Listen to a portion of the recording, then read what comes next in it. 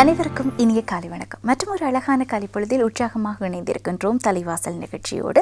ஒவ்வொரு நாள் காலை பொழுதும் எங்களுக்கு காலம் கொடுக்கின்ற ஒவ்வொரு வாய்ப்புகள், அந்த 24 மணி நேரத்தையும் எப்படி பயன்படுத்த போகின்றோம் என்பது இந்த காலை வேளையிலேயே தீர்மானித்து விடுங்கள். தீர்மானித்ததுக்கு ஏற்றவாறு உங்களுடைய நடைமுறைகளை திட்டமிட்டு செயல்படுத்துங்கள். நாளின் இறுதியில் தூங்குவதற்கு முன்பு நான் திட்டமிட்ட காரியங்கள் எவ்வளவு தூரம் செய்து முடித்தேன் என்று பாருங்கள். அதில் கிடைக்கின்ற அந்த ஆத்ம திருப்தி தான் பின்னாளில் ஒரு மாபெரும் வெற்றியை நமக்கு பரிசளிக்கக்கூடியதாக இருக்கும். ஆக இந்த சின்ன சிந்தனையோடு தலைவாசல் நிகழ்ச்சியில் நாங்களும் தொடர்ந்து இணைந்திருக்கலாம். நீங்கள் எதிர்பார்க்கின்ற அத்தனை அம்சங்களும் இன்றும் தலைவாசலில் தொடர்ந்து வர காத்திருக்கின்றன.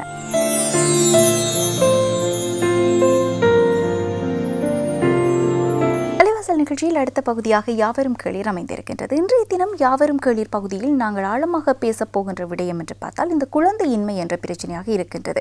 கொஞ்சம் குழந்தையின் மழலை சொல்லை கேட்பதற்கு புதுமண தம்பதிகள் அத்தனை ஆர்வமாக இருப்பார்கள். புதுமண தம்பதிகள் மாத்திரமல்ல, அனைவருக்கும் அந்த ஆர்வம் இருக்கும். ஆனால் இன்றைய காலகட்டத்தில் ஒரு விஸ்வரூபம் எடுத்திருக்கின்ற பிரச்சனையாக இந்த குழந்தையின்மை பார்க்கப்படுகின்றது என்றால் அதற்கான தீர்வுகள் பற்றியதாக இன்றைய யாவரும் கேளீர் தொடர இருக்கின்றது. நாங்கள் யாரோடு அந்த விடயம் என்னென்ன தொட்டு செல்ல போகின்றோம் என்பதை தொடர்ச்சியாக பார்க்கலாம்.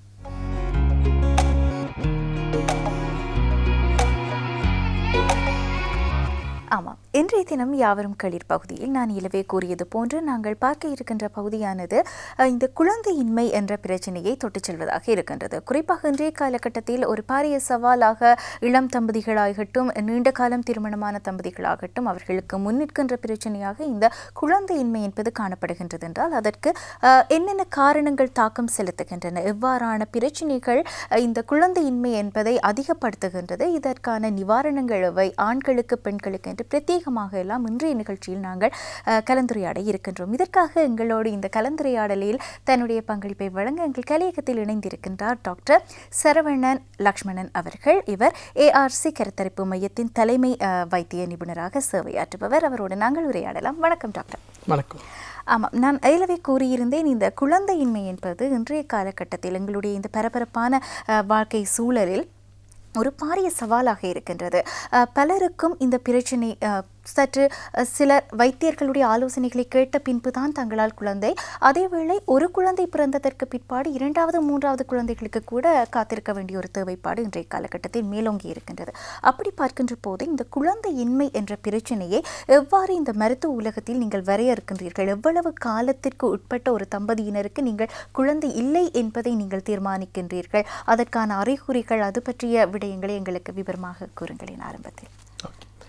நேயர்களுக்கு வணக்கம். இப்போ நீங்கள் பார்த்தீங்கன்னா இந்த குழந்தையின்மைன்றது இன்றைக்கி ஒரு மருத்துவத்துறையிலே ரொம்ப அதிகம் பேசக்கூடிய ஒரு துறையாயிடுச்சு. ரொம்பவுமே மக்களிடையே ஒரு பெரிய அச்சத்தையும் ஒரு விழிப்புணர்வையும் ஒரு தயக்கத்தையும் ஏற்படுத்தியிருக்குன்னு நம்ம சொல்லலாம். இதுக்கு என்ன காரணம்னு கேட்டிங்கன்னா நம்மளுடைய வாழ்க்கை நடைமுறை, நம்ம சொல்கிற மாதிரி வேகமான உலகமாக மாறிடுச்சு. நம்ம வேலைகளுக்கு ரொம்ப அதிகமான ஒரு கவனங்கள், எல்லாரும் திருமணத்தை தள்ளி போடுறாங்க, குழந்தைங்களை தள்ளி வைக்கிறாங்க. ஸோ இந்த மாதிரி ஒரு பலதரப்பட்ட காரணங்கள்னால இன்றைக்கி என்ன ஆகிடுச்சுன்னா குழந்தையின்மைன்றது ரொம்ப வேகமாக அதிகரிச்சுட்டு வரக்கூடியது. இப்போது நம்மளுடைய மருத்துவத்துறையில் நோய்களை 2 விதமாக சொல்லுவாங்க. தொற்று நோயின்னு சொல்லுவாங்க, அது நமக்கு ஒரு இன்ஃபெக்ஷன் கிருமி தாக்கம் மூலம் வரும் கம்யூனிகபிள் டிசீஸ்ன்னு சொல்லுவாங்க. இன்னொன்று நான் கம்யூனிகபிள் டிசீஸ்ன்னு சொல்லுவாங்க. இந்த நான் கம்யூனிகபிள் டிசீஸில் ஒரு காலத்தில் ரொம்ப அதிகமாக பேசப்படக்கூடியது டயபெட்டிஸ், நீரிழிவு. இன்றைக்கி அதையும் தாண்டி ஒரு உலகளாவிய அளவில் பார்த்திங்கன்னா இன்றைக்கி குழந்தையின்மைன்ற ஒரு பிரச்சனை வந்திருக்கு. ஸோ இதுக்கு சுற்றுச்சூழலும் ஒரு பக்கம் காரணமாக இருக்குது, நம்மளோட வாழ்க்கை நடைமுறையும் ஒரு பக்கம் காரணமாக இருக்குது. ஸோ இது எப்படி நம்ம கையாளணுன்றது பார்த்திங்கன்னா தம்பதியர்கள் இதை உங்களுடைய ஒரு காலகட்டத்தில் நம்ம பார்க்குறதோட இளைய சமுதாயம், இப்போ இந்த குழந்தைகள் இருக்கிறாங்க இல்லையா, அவங்களுடைய சூழ்நிலையிலேருந்தே நம்ம மாற்றணும். ஏன்னா சிறு குழந்தைகள் இன்றைக்கி விளையாடுறதை குறைச்சிக்கிட்டாங்க, ரொம்ப அதிகமாக படிப்பில் கவனங்கள் செலுத்துகிறாங்க. ஒரு மாறுபட்ட உணவு பழக்கங்கள், ஒரு சிறு குழந்தைங்களுக்கே இன்றைக்கி உடல் பருமன் அதிகமாகுது. ஸோ இப்போ அவங்களுக்குமே படிப்புன்றது ஒரு மன உளைச்சலுக்கு காரணமாகுது, ஸ்ட்ரெஸ் வருது. ஸோ அப்போ நமக்கு அங்கேருந்தே அவங்களுக்கு இந்த பிரச்சனை ஆரம்பிக்குது. ஸோ அதனால் இப்போ நம்ம இந்த மாதிரி ஒரு பிரச்சனையை நம்ம இந்த மாதிரி ஒரு விழிப்புணர்வு ஆலோசனைகள் கொடுக்கும்போது பெரியவர்களுக்கு தான் ரொம்ப கொடுக்கணும். ஏன்னா அவங்க தான் அடுத்த தலைமுறைக்குடைய குழந்தைகளை வளர்க்குறாங்க. ஸோ இப்போ அவங்க குழந்தை ஆசைப்படுறாங்கன்னு சொல்லி இப்போல்லாம் எல்லாமே இந்த மேற்கத்திய உணவுகள் தான் ரொம்ப விரும்புகிறாங்க. ஸோ அது எல்லாமே நம்ம கூடாதுன்னு சொல்கிறதில்ல, பட் நம்மளுடைய கலாச்சாரம் இந்த ஒரு காய்கறிகள், பழங்கள், இந்த மாதிரி சில சீரண சக்தி அதிகரிக்கிற பொருட்கள் எல்லாம் நம்ம கொஞ்சம் நிறைய எடுத்துக்கிட்டு உடல் ஆரோக்கியத்துக்கு அது மாதிரி எடுத்துக்கலாம். இது வந்து அவங்களிலேருந்து ஆரம்பித்தோன்னா நம்ம வந்து கண்டிப்பாக இந்த பிரச்சனையை எதிர்வரும் காலத்தில் வந்து எளிமையாக கையாளலாம். பயப்பட வேண்டாம். எல்லாருக்குமே நாங்கள் கொடுக்குற ஒரு பொதுவான ஆலோசனை என்னன்னு கேட்டிங்கன்னா, திருமணமான ஒரு வருடத்திற்கு உள்ள நீங்கள் வந்து எப்படியாவது குழந்தை பேர் அடையணும். ஸோ அந்த ஒரு வருடத்துக்குள்ளார உங்களுக்கு குழந்தை பேர் அடையலைன்னா மேற்கொண்டு காலதாமதம் படுத்தாமே நீங்கள் வந்து இந்த சிகிச்சைக்கு உங்களை உட்கொண்டு சில நேரங்களில் நம்ம மருத்துவ ஆலோசனையில் சில குறைகளை கண்டறிக்கிறதும் அது மூலமாக அதை நம்ம நிவர்த்தனை செய்கிறதுனால இயற்கையாகவே நிற்கிறதுக்கும் நம்ம வாய்ப்பை அதிகரித்து கொடுக்கலாம். அப்படி பார்க்கின்ற போது டாக்டர், உங்களுடைய இந்த சேவை காலத்தில் நீங்கள் அதிகளவான தம்பதியரை சந்தித்திருப்பீர்கள். எப்படியான பிரச்சனைகளோடு அதிகம் தம்பதியினர் குழந்தையின்மை தொடர்பாக உங்களை நாடுகின்றார்கள், அதை பற்றி கூறுங்களேன். இப்போது பார்த்தீங்கன்னா பிரச்சனை அதிகமாக எப்படி ஆயிடுச்சுன்னா, பெண்கள் ஒரு காலத்தில் குழந்தையின்மைனா பெண் மலட்டுத்தன்மைன்னு கேள்விப்பட்டிருப்பீங்க நீங்கள். ஆனால் இப்போ அது ஒரு நிலை மாறி ஆண்களுக்கும் இந்த குழந்தையின்மைக்கு உண்டான காரணங்கள் அதிகரிச்சிருக்கு. ஸோ அந்த துறையில் தான் நான் தேர்ச்சி பெற்றிருக்கிறேன். இந்த ஆண்ட்ராலஜிஸ்ட் அண்ட் எம்ப்ரியாலஜிஸ்ட்னு சொல்லுவாங்க, ஆண் கருத்தரிப்பு நிபுணர். அண்டு இந்த அதில் கூடிய அட்வான்ஸ்டு ப்ரொசீஜர்ஸ் செய்வாங்க எம்ப்ரியாலஜி, அதில் வந்து நாங்கள் தேர்ச்சி பெற்றிருக்கிறேன். ஸோ இது வந்து என்ன ஆகுதுன்னா, இன்றைக்கி பெண்களிடையே பார்த்திங்கன்னா உடல் பருமன் அதிகமாக இருக்கும்போது அவங்க உடல் நிலையில் சில ஹார்மோனில் இம்பேலன்ஸ் வருது. ஸோ இதனால் அவங்களுக்கு இந்த பாலிசிஸ்டிக் ஓவரிஸ், மாதவிடாய் குறைபாடுகள், நீர்க்கட்டி பிரச்சனைகள், இது பெண்களிடையே ரொம்ப அதிகமாக நாங்கள் பார்க்குறோம். அதுவும் பார்த்திங்கன்னா இப்போதைய காலகட்டத்தில் இந்த திருமணமான சில மாதங்களுக்கு நிறைய விருந்தோம்பல் போவாங்க, அவங்க நிறைய வெளியே உணவுகள் எடுக்க ஆரம்பிப்பாங்க. அந்த நேரத்தில் ஒரு சரியான எடை இருக்கிற பெண் கூட ஒரு சில அதிகமான கிலோக்கள் அதிகமாகுது. அதுக்கே அவங்களுக்கு ஒரு மென்ஸ்ட்ரல் இரெகுலாரிட்டிஸும் பாலிசிஸ்டிக் ஓவரிஸும் ஒரு சின்ன இது வந்து ஃபார்ம் ஆகிடுது. அண்டு மேல் பார்ட்னர்ஸ் நாங்கள் நிறைய பார்க்கும்போது இப்போ என்ன ஆகுதுன்னா, இப்போ சமீப காலத்தில் வந்து இந்த நெகட்டிவ் ஹேபிட்ஸ் நம்ம சொல்லக்கூடிய இந்த ஸ்மோக்கிங், ஆல்கஹால், சில கண்ட்ரீஸ்லலாம் இந்த ட்ரக் அடிக்ஷன், இதெல்லாமே கொஞ்சம் ரொம்ப அதிகரிச்சுட்டு வருது. ஸோ இது வந்து என்ன ஆகுதுன்னா, மேல் பார்ட்னர்ஸ்க்கு வந்து நிறைய இந்த ஸ்பெர்ம் அப்நார்மாலிட்டிஸ், உயிரணுக்களுடைய எண்ணிக்கை, துடிப்பு, ஆரோக்கியம், இதிலெல்லாம் நிறைய குறைகள் வருது. குழந்தையின்மைன்ற ஒரு பிரச்சனை இன்றைக்கி அதிகரிக்கிறதுக்கு ஒரு முக்கியமான காரணமே வந்து பார்த்திங்கன்னா ஆண்களுடைய ஒரு பிரச்சனைகள் தான். ஸோ அதனால் வந்து இனி வரும் காலத்தில் வந்து நம்ம எப்படி இதை சமாளிக்கிறோன்னா, 2 பேருமே முழுமையாக பரிசோதனைகள் பண்ணி அவங்களுடைய பிரச்சனையை கண்டறிஞ்சு ஒரு கூட்டாக 2 பேருக்குமே ஒரு செயல்பாடு கொடுத்து அதிலிருந்து அவங்களுக்கு ஒரு நல்ல ஒரு சொல்யூஷன்ஸ் கிடைச்சா அது வெற்றிகரமாக இருக்கும்னு நம்ம சொல்லலாம். சிறப்பு. அதை தாண்டியும் நாங்கள் இருபாலாருக்கும் ஏற்படக்கூடிய பிரத்யேகமான பிரச்சனைகள் எவ்வாறு இருக்கும் என்பதையெல்லாம் பேசப் போகின்றோம். தொடர்ச்சியாகவும் இந்த குழந்தையின்மை சார்ந்த பிரச்சனைகள் பற்றி பேசிக்கொண்டே இருக்கின்றோம் டாக்டர் சரவணன் அவர்களோடு. தொடர்ச்சியாக பேசுவதானால் இந்த இருபாலாருக்கும் இடையில் பிரத்யேகமாக எவ்வாறான பிரச்சனைகள் ஏற்படும், குறிப்பாக டாக்டர் முன்னமே கூறியிருந்தார் ஆண்களுக்கும் தற்காலத்தில் இந்த பிரச்சனைகள் அதிகமாக இருப்பதால் இருபாலாரும் அதற்கான பரிசோதனைகளை மேற்கொள்வது அவசியம் என்று. அதன் பிரகாரம் டாக்டர் எவ்வாறான பிரச்சனைகள் தனித்தனியாக இருபாலாரையும் அண்டக்கூடியது, அதேவேளை இந்த உடல் பருமன் போன்ற பிரச்சனைகள் அல்லது வேறு ஏதும் பொதுவான நோய்கள், இந்த நீரிழிவு போன்ற நோய்கள் இருபாலாருக்கும் இருக்கக்கூடியவை.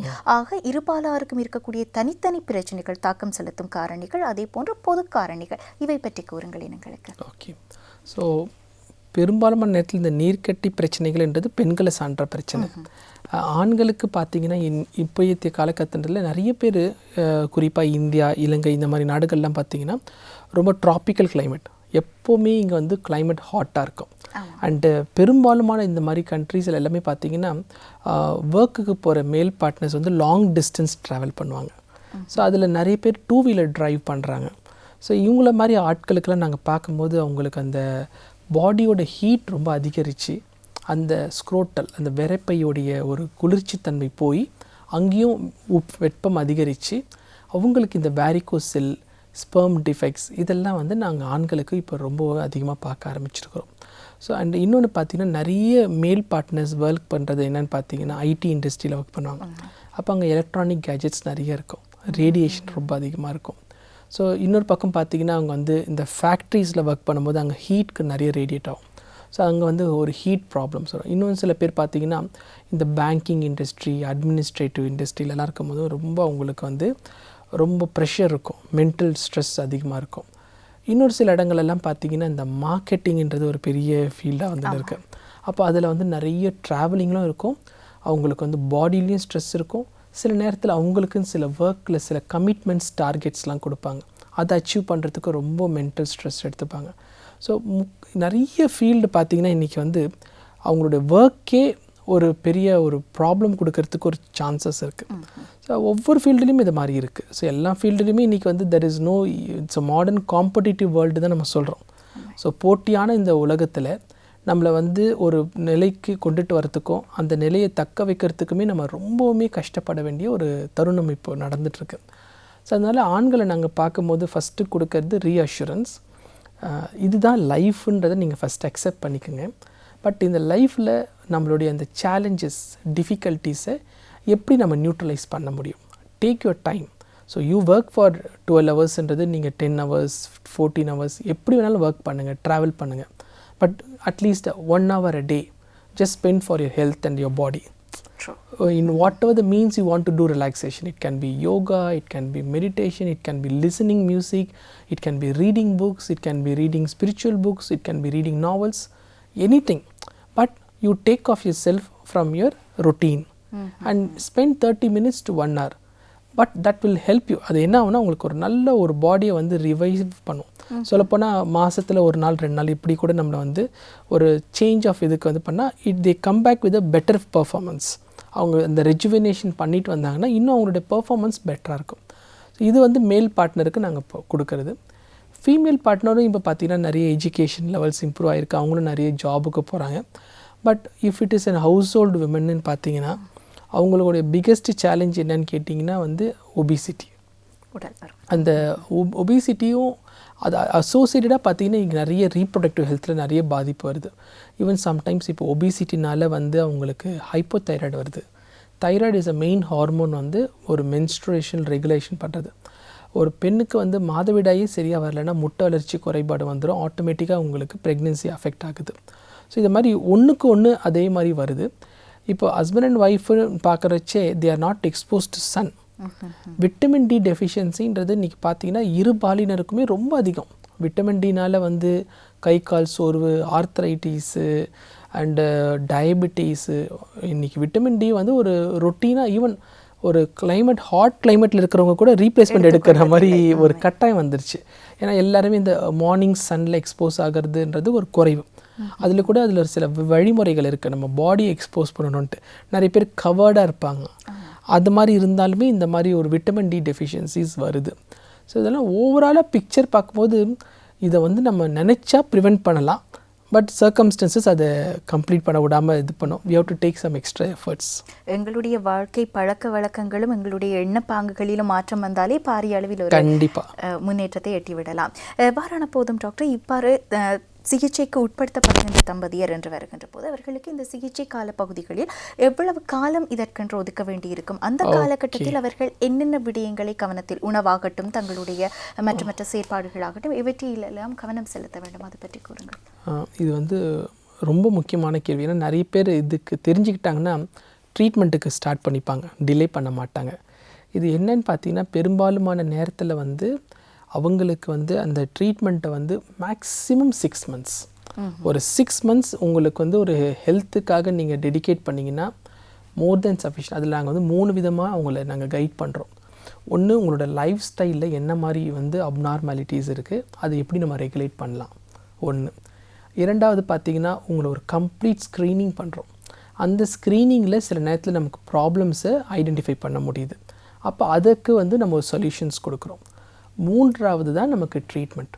இந்த ட்ரீட்மெண்ட்டே பார்த்திங்கன்னா இந்த இன்ஃபர்டிலிட்டி ரொம்ப சிம்பிள். ஒன்று, நம்ம நேச்சுரலாக கன்சீவ் ஆகிறோம்.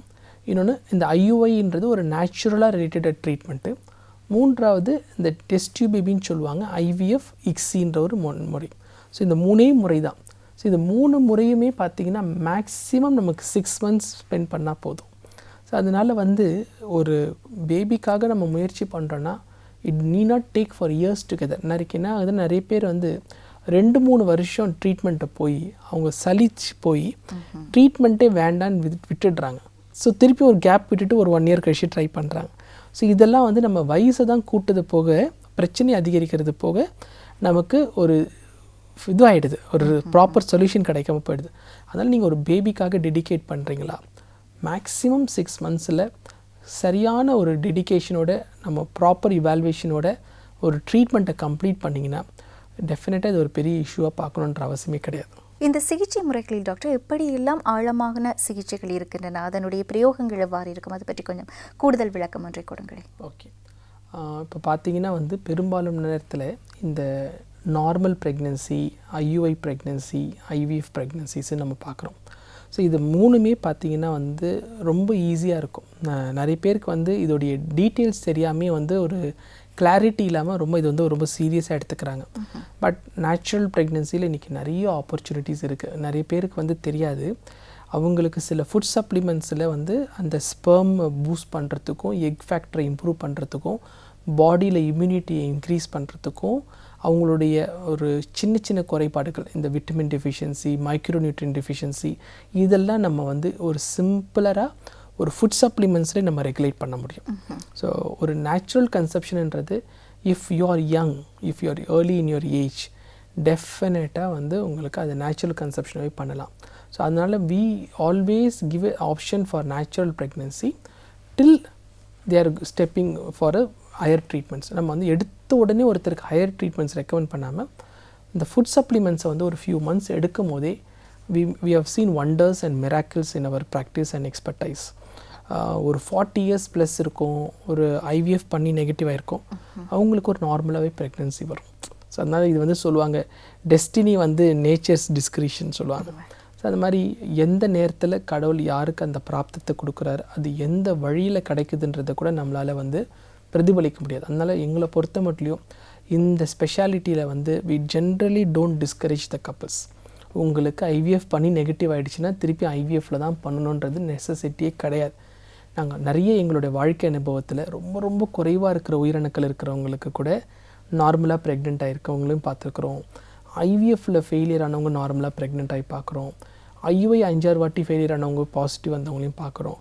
ஸோ இது எல்லாமே வந்து என்னன்னு கேட்டிங்கன்னா in what way we are adding flavor to them in terms of ஒரு combination of lifestyle modification, diet, physical activity, food supplements and treatment. இது ஒரு காம்போ மாதிரி இதை வந்து நம்ம எல்லாமே ஹேண்டில் பண்ணும்போது ஒரு நேச்சுரல் ப்ரெக்னன்சி. IUIன்றது பார்த்திங்கன்னா இன்றைக்கி வந்து ஒரு simpler form of infertility treatment சொல்லுவாங்க, இன்ட்ராயூட்ரைன் இன்செமினேஷன்ட்டு. இதை வந்து பெரும்பாலுமானவங்க என்ன பண்ணுறாங்கன்னா வந்து ரிப்பீட்டடாக பண்ணுவாங்க. So there is a recommendation international கைட்லைன்ஸில் என்ன சொல்கிறாங்கன்னா எனிவேர் பிட்வீன் 3 to 6 டைம்ஸ் மேலே IUI ட்ரை பண்ணாதீங்க. ஏன்னா it has a low success rate and the success depends on the age of the female partner. So இது வந்து ஒரு கட் ஆஃப் இருக்கும்போது as the age starts increasing the success rates in IUI starts declining. So அதனால் வந்து நாங்கள் எல்லாருக்குமே சொல்கிறது என்னென்னு கேட்டிங்கன்னா இந்த IUI ட்ரீட்மெண்ட்டை ஒரு 3 to 6 டைம்ஸ் மேலே ட்ரை பண்ணாதீங்க. ப்ரிஃபரபுளாக வந்து கன்சிக்யூட்டிவ் சைக்கிள்ஸ், அதாவது இந்த ஒரு மாதம் IUI பண்ணி எனக்கு நெகட்டிவ் ஆச்சுன்னா உடனே டிசப்பாயிண்ட் ஆகி நிறைய பேர் சில மந்த் பிரேக் கொடுத்துருவாங்க. அப்படி பண்ணாமல் கியூமுலேட்டிவ்னு சொல்லுவாங்க, அதாவது இந்த மாதம் அடுத்த மாதம் அதுக்கு அடுத்த மாதம். இப்போ நீங்கள் எந்த பிரச்சனையாக எடுத்துங்க, ஒரு டயபெட்டிஸ்ன்னு எடுக்கும்போது மருந்துகளை தொடர்ந்து எடுக்கும்போது என்ன ஆகும்னா உங்களுக்கு அந்த கண்ட்ரோல் இன்னும் பெட்டராக கிடைக்கும். ஹைப்பர் டென்ஷன், ஒபிசிட்டி, தைராய்டு, எந்த ப்ராப்ளமே நம்ம மருந்துகளை தொடர்ந்து எடுக்க அதோடைய நோயோட தாக்கம் குறைஞ்சிக்கிட்டே வரும். அதே மாதிரி இந்த IUI ட்ரீட்மெண்ட்டை நம்ம கண்டினியூஸாக எடுக்கும் போது ஃபஸ்ட் மந்தோட செகண்ட் மந்தோட தேர்ட் மந்த்து சக்ஸஸ் ரேட்ஸ் கூட. ஸோ நிறைய பேருக்கு இந்த விவரங்கள் தெரியாது. அண்ட் IUI பண்ணால் நிறைய பேருக்கு ஒரு ஃபியர் இருக்கும், நாங்கள் ஒரு ட்ரீட்மெண்ட்டில் இருக்கிறோம், நாங்கள் லீவ் எடுக்கணுமா, பிரேக் பண்ணணுமா, ஒர்க்கில் நாங்கள் ரெஸ்ட் எடுக்கணுமா, நாங்கள் வந்து ட்ராவல் பண்ணலாமா, நாங்கள் ஃபேமிலியில் இன்வால்வ்டாக இருக்கலாமா, இந்த மாதிரி நிறைய டவுட்ஸ் இருக்கும். பட் இது எதுவுமே கிடையாது. IUIன்றது நீங்கள் நார்மலாக இருக்கிற மாதிரி. ஸோ IUI பண்ணி நெக்ஸ்ட் டே கூட நீங்கள் ஒர்க்குக்கு போகலாம், நார்மல் ஆக்டிவிட்டீஸ் பண்ணலாம். இதனால் வந்து உங்களுக்கு கிடைக்கக்கூடிய ஒரு சக்ஸஸ் போகாது. ஸோ இது வந்து நிறைய பேருக்கு இந்த சில விவரங்கள் தெரியாது. இது தெரிஞ்சிருச்சுன்னா நிறைய பேர் ட்ரீட்மெண்ட்டுக்கு வந்துடுவீங்க. ஸோ இதுதான் நாங்கள் வந்து ஒரு இன்றைக்கி முக்கியமான ஒரு விஷயமாக அவங்க எல்லாருக்குமே நாங்கள் சொல்கிறோம். ஸோ அதனால் வந்து ட்ரீட்மெண்ட்டை போஸ்ட்போன் பண்ணாதீங்க. ட்ரீட்மெண்ட்டோடைய ஃபுல் கிளாரிட்டியோடு நீங்கள் அண்டர்கோ பண்ணுறது நல்லது.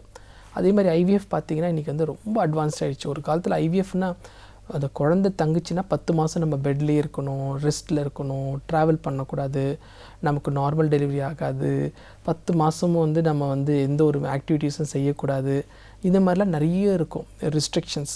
இப்போ அப்படிலாம் கிடையாது. ஐவிஎஃப் பண்ணுறதே வந்து நாங்கள் வந்து ஒரு டே கேர் மாதிரி ஆக்கிட்டோம். இப்போ வந்து யாரும் வந்து ஹாஸ்பிட்டலில் தங்கிலாம் ட்ரீட்மெண்ட்லாம் பண்ணுறது கிடையாது. It's a day care. வரக்கூடிய அந்த இன்ஜெக்ஷன்ஸை கூட நாங்கள் ஃபீமேல் பார்ட்னர்ஸ்க்கே சொல்லி கொடுத்து அவங்களே போட சொல்லிடுறோம்.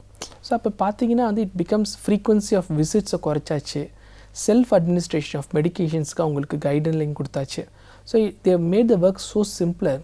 அவங்களுக்கு ஒரு ட்ரீட்மெண்ட்டில் இருக்கிறோன்ற ஒரு ஃபீலிங் கூட இருக்காது. It will not affect too much of their work also.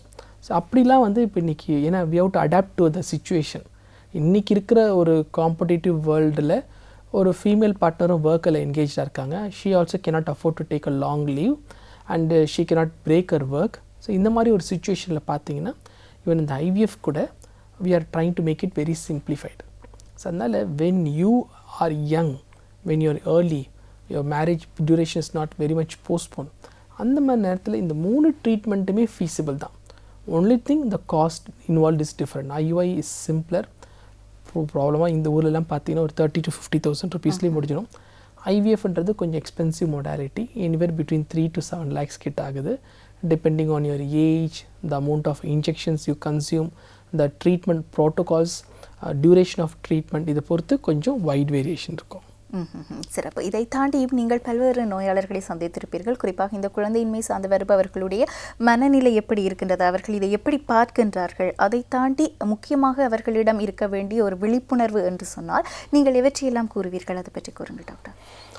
இன்றைக்கி வந்து எந்த லெவலுக்கு போயிருக்கிறாங்கன்னா, டு நாட் நோ ஸ்ரீலங்காவில் அது ரொம்ப ஃபேமஸாக இருக்கான்ட்டு, இந்தியாவில் வந்து இந்த ப்ரீமேரிட்டல் கவுன்சிலிங்னு வந்துருச்சு. திருமணத்திற்கு முன்னாடியே ஒரு 2 நபர்கள், ஒன்று சேரக்கூடிய 2 நபர்கள் வந்து ஒரு மருத்துவருடைய முறையாக வந்து பரிசோதனைகள் பண்ணி ஆலோசனைகள் எடுத்துக்கிறாங்க. ஒரு திருமணத்துக்கு முன்னாடி நாங்கள் என்ன மாதிரி ரிலேஷன்ஷிப்பில் இருக்கணும், ஆர்வி ஃபிட்ன்றது ஒரு ஸ்க்ரீன் பண்ணிக்கிறாங்க, எந்த ஒரு இன்ஃபெக்ஷன்ஸ் இல்லையான்னு வெரிஃபை பண்ணிக்கிறாங்க. ரெண்டாவது வந்து அவங்களுக்கு சில டிப்ஸுங்களை வாங்கிக்கிறாங்க. ஸோ இது வந்து அந்தளவுக்கு இன்றைக்கி அட்வான்ஸ்ட் ஆகிடுச்சு. So that they are open. Am I fertile, do have any subfertility problems, இதுன்றது ஒன்று ஸ்க்ரீன் பண்ணிக்கிறாங்க. ரெண்டாவது பார்த்தீங்கன்னா வந்து நீங்கள் சொல்கிறது ரொம்ப முக்கியம், இந்த ரீஅஷூரன்ஸ். இப்போ இதுக்கே நாங்கள் வந்து ஒரு எல்லா சென்டருங்களையும் பார்த்தீங்கன்னா ஒரு இன்னோ சைக்காலஜிஸ்ட் கூட இருக்கிறாங்க. அந்த மனநல மருத்துவர்ன்றவங்க என்னன்னு கேட்டிங்கன்னா they would really take back their negativity. இந்த ட்ரீட்மெண்ட்டே லோ சக்ஸஸ் ரேட்ஸ் இருக்கிறதுனால நிறைய பேருக்கு நிறைய நெகட்டிவிட்டி இருக்குது. இதில் எனக்கு சக்ஸஸ் வராது, எனக்கு வந்து 25% தான் சக்ஸஸ் சொல்கிறாங்க, எனக்கு 50% தான் சக்ஸஸ் சொல்கிறாங்க, லேக்ஸ் கணக்கில் செலவாகுன்றாங்க, அப்போ எனக்கு இந்த கான்ஃபிடென்ஸ் இல்லை ட்ரீட்மெண்ட்டுன்னு. இப்போ அந்த why should I not be one among that 25%? ஏன் நான் அந்த 50% நான் அந்த ஒருத்தராக இருக்கக்கூடாது? அப்போ அதுக்கு நான் என்ன மாதிரி முயற்சிகள் எடுக்கணும்?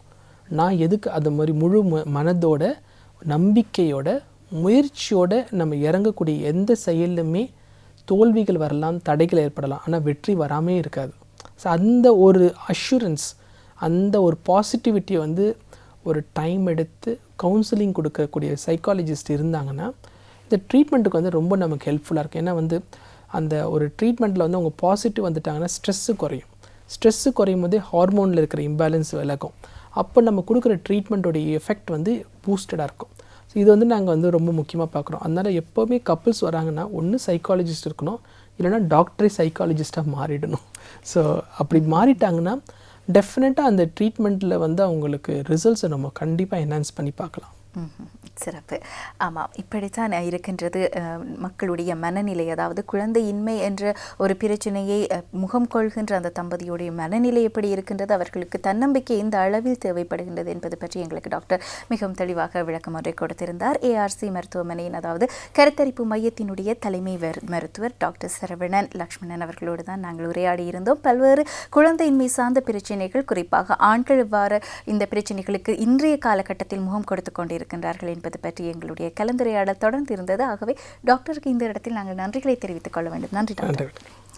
ஆமாம் ரசிகர்களே, இன்றைய யாவரும் கேளீர் பகுதியில் நாங்கள் இந்த குழந்தையின்மை பற்றியதாக பேசியிருந்தோம். இந்த பிரச்சனை தற்காலத்தில் ஒரு பேசு பொருளாக மாறி இருக்கின்றது என்றால் அதற்கு தீர்வும் கூடவே வளர்ந்து கொண்டுதான் இருக்கின்றது. ஆக அந்த தீர்வுகளை சரியான முறையில் இனங்கண்டு நாங்கள் அர்ப்பணிப்போடு ஏற்றுக்கொள்கின்ற போது அதற்கான தீர்வுகள் நிச்சயம் இருக்கின்றன. அந்த குழந்தைகள் உங்கள் மடியில் கொஞ்சி தவழ்வார்கள் என்பதற்கு உத்தரவாதமாக இந்த நிகழ்ச்சி அமைந்திருந்ததாகவே இத்தோடு நாங்கள் யாவரும் கேளீர் நிகழ்ச்சியை நிறைவு செய்து கொண்டு தொடர்ச்சியாக எங்களுடைய தலைவாசல் நிகழ்ச்சி தொடர்ந்தும் இடம்பெற காத்திருக்கின்றது.